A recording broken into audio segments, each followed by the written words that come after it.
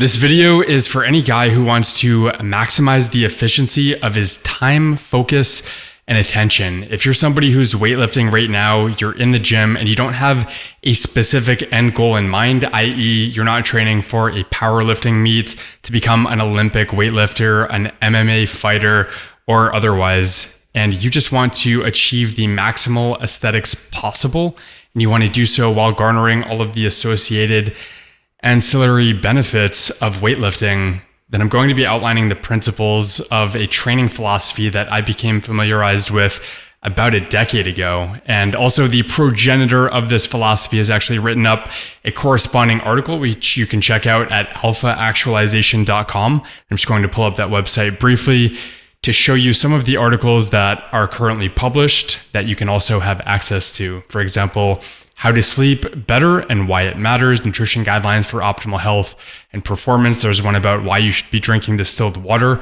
a top 10 testosterone boosting tips article, as well as an article associated with this video, which you can think of as your map to the promised land, just a really actionable guide of information that will help lay the framework, the foundation from which you can operate from and really recontextualize the way that you see the weight room, the dumbbells and the barbells that you are amidst.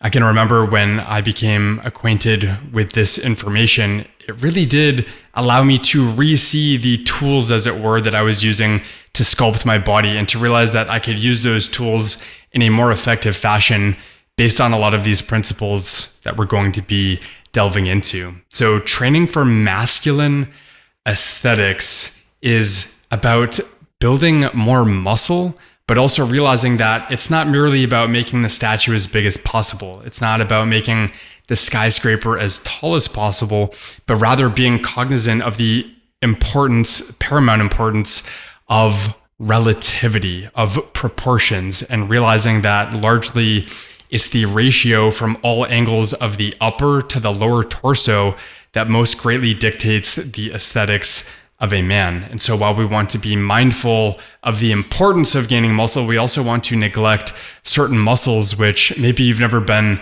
apprised of before, because maybe up until now, your paradigm was that you just got to take it to the max, go 0 to 60 as fast as possible. But then that's not being mindful of, again, the importance of proportionality. So the overarching aim with bodybuilding is to concurrently hold an appreciable amount of muscle mass while being at a low body fat percentage, something like 8 to 12% body fat. And that allows us to have considerable muscle definition and renders a look that a lot of people would perceive to be jacked. So to have that jacked look, it requires not only more muscle mass than your starting point, but also decreasing your body fat percentage as a combination of building more muscle, but also losing more body fat. But not to the point of being stage ready. So this is one caveat that I will issue, which is that professional bodybuilding where you're stepping on a stage and you are considerably into the single digit body fat percentages, i.e. below 8% body fat, can be likened to climbing Mount Everest. It's fatal if you stay at the top. So what you do is you get there, you take a picture, and then you come back down.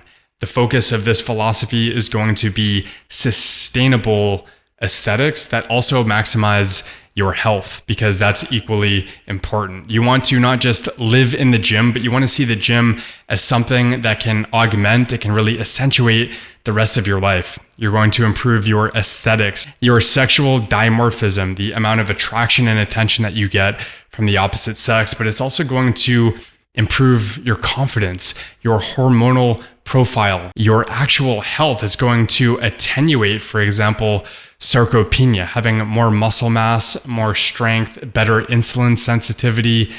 The list is seemingly endless. And so I really think it's best to see this philosophy as a force multiplier, something that works as part of your life, but something that is not in and of itself consumptive or the be all end all, but rather something that in the context of the entirety of your existence is really going to behoove you. The philosophy that I'm disseminating here is really contingent on deliberation, intentionality.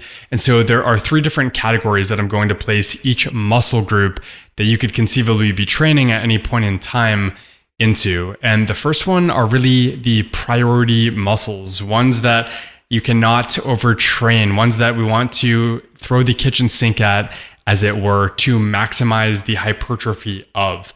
The other group of muscles that we want to look at are ones that we don't necessarily want to maximize, but we definitely don't want to neglect. We want to ensure sufficiency of. We want to train them to the point of maintaining their adequacy. And then lastly, I will end with actually 2 muscle groups that, believe it or not, ideally we would neglect if our goal is purely masculine aesthetics. So the first muscle that we absolutely need to bold, italicize, and underscore is going to be the side delts. This is going to be absolutely essential and integral to getting the upper to lower torso ratio as close to the golden ratio as possible. It's about 1.618. And that ratio is frankly the single most important aspect of achieving a maximally masculine aesthetic physique. Another muscle group that we absolutely need to emphasize is going to be the lats. And I'll be showing you a video of the specific exercise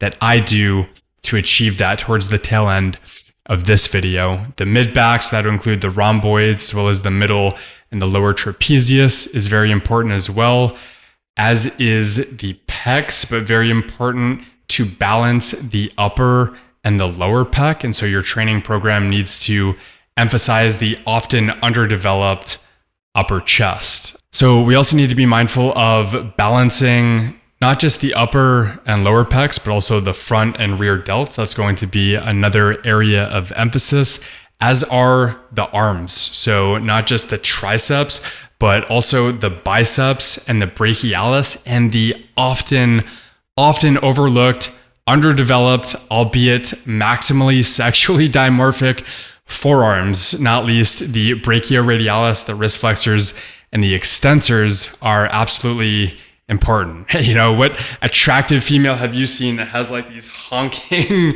massive forearms, right? That's an incredibly sexually dimorphic body part that we actually do want to train, even though 99.9% of guys do not. So the second category of muscles, as I said, are muscles that we want to focus on, but not necessarily maximize. We just want to ensure their adequacy. And not least, that would include the entire lower half of your body. So we're not after thunder thighs or tree trunks, but rather athletic legs that look good in shorts. So these muscles would of course include your quadriceps, your hamstrings, as well as your glutes, your calves, and your adductors. These are going to be areas of the body that we want to train to an adequate degree, but we don't have to go over the top. So there's just a few other muscle groups as well in this category before we get to the 2 that we actually want to actively neglect. And the first of the 3 remaining are the abs. And the truth is that a lot of people needlessly allocate a lot of their time, energy, and attention to developing this muscle group, which, if we're being honest, will have the side effect or the consequence of making the lower torso look thicker when viewed from the side. And that's ultimately going to compromise the aforementioned, very important upper to lower torso ratio. And that's in concert with the lower back, which a lot of people unnecessarily overdevelop by way of deadlifts, which is an exercise movement pattern that I wouldn't even recommend if your goal is purely aesthetics, because that too is going to make the lower torso look thicker when viewed from the side. And again, that's antithetical to the aesthetic ideal that we're ultimately after. And then lastly, to round out these muscle groups that we want to ensure adequacy of but not overdevelop, is going to be the neck, which a lot of people frankly could use more training volume allocated towards, because not dissimilar to forearms, not a lot of people train their neck directly. And so the goal here is basically to just not have a pencil neck. Ideally, our neck would be similar sized in circumference to our upper arm and would be about the width of our jaw. And so the third and final bucket that we can place some of these muscle groups into, in this case, those that frankly we want to actively neglect if the aim is optimal aesthetics, is going to be the obliques and the upper trapezius. The obliques, because that's going to make the lower torso look much, much thicker. By extension, the upper torso less impressive. And then when you have overdeveloped upper traps, what that's going to do is make the width of your shoulders look much more narrow, less masculine. And again, that's going to compromise that upper to lower torso ratio. So before I pull up a few different exercises that I just want to watch with you to show you how I actually apply this, I just want to read out directly from Luke's article here what this looks like when you put it all together. But again, check out alphaactualization.com for the entirety of this article and many more to follow. So basically what he says here is that when you put it all together, the ideal physique that we're after would have the largest side delts possible, balanced front and rear delt development, the largest lats and pecs possible with a balanced upper and lower pec development that we talked about, the smallest possible obliques, as well as upper trapezius muscles, the largest possible upper arms as well as forearms, just enough abs, but not overdeveloped, just enough lower back, but not overdeveloped, just enough neck development with not having that aforementioned pencil neck, and then lastly, just enough lower body development to avoid the chicken leg look and to look like you have an athletic set of legs walking around in shorts. And so I've got a few different exercises that I want to show you just so that you can gain a sense of how this training philosophy actually looks in practice. And firstly, I'll just bring up a picture of, quite frankly, the epitome of this training philosophy, Steve Reeves, someone who really embodies the pinnacle of aesthetics. You can see the really small waistline there, nice broad shoulders, very impressive arms, a very well-developed set of pecs and athletic legs as well. Not the greatest picture to necessarily show that, but you can see that he clearly did not overdevelop his oblique muscles. And so this is the end game, as it were, that we're ultimately after. A very aesthetic physique that required a great degree of deliberation. This doesn't just happen on accident. This requires a lot of methodical effort that goes into devising a really optimal training regimen. And so that's what I'll show you here are just a couple of the exercises that I incorporate into my training routine to embody these principles that we've talked about here. So the first one is going to be the wide grip bench press. Now notice that like if I was in a cock measuring contest and I wanted to see how many reps I could get, obviously I would be adopting a much different form. I'm not using any leg drive. I've got a very wide grip and I'm trying to lower to the upper chest. I could have lowered a bit further to the upper chest, and that speaks to the utility, frankly, of filming yourself and watching yourself back, which I highly recommend. So I'll put my cursor where I would ideally lower the bar to, if we can get a different angle here, and you'll be able to see the cursor. I would go a little bit higher up, again, just to balance right here, just to balance that upper and lower chest development, because the tendency, the default is for the lower chest, frankly, to become overdeveloped with respect to the upper. So that's what I train for my primary pectoralis movement. And then I wanted to show you how I incorporate lat training as well. And so this is just a warm-up set at body weight of wide grip pull-ups. Now, again, notice that if I was in a dick measuring contest, I'd probably do a reverse grip, more narrow, if I wanted to see how many reps that I could get. But here specifically, my goal is just to optimize the recruitment of the lats. And so what I'm doing here is a plus 10 kg. This is a weighted pull-up here. And you can see the emphasis on a nice controlled eccentric, lowering under control, but then also getting my chin up over the horizon there and really focusing on training the muscle and not the movement here. So you can see pretty good lat development, and just try to include a few different angles just to give you an appreciation of what this actually looks like. And I'm training to failure without actually failing. If I don't think I can get another rep, I'm not going to go for it, but I'm also not going to be leaving more than 1 or 2 at most reps in the tank per set. The next movement that I wanted to show you is the hack squat, and I just want to give you a sense of how deep I'm squatting here.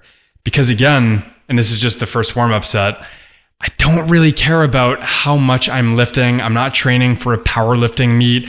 I'm not trying to win some sort of award, but rather what I'm trying to do is maximally recruit the targeted muscles and to ensure that their exhaustion is what is ending the set. I want the bottleneck to be my quadriceps here. That's really what I'm trying to train.